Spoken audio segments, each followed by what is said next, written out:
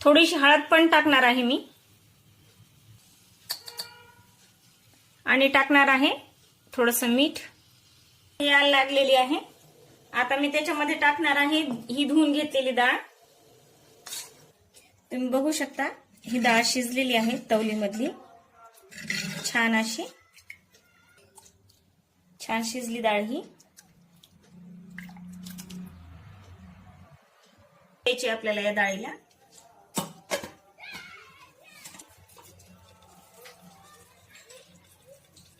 आणि मोहरी, एक कांदा आहे तो टाकणार आहे आणि याच्यामध्येच टाकायच्यात आपल्याला थोड्या हिरव्या मिरच्या कापून घेतलेल्या. वाटून घेतलेलं लसूण टाकायचंय.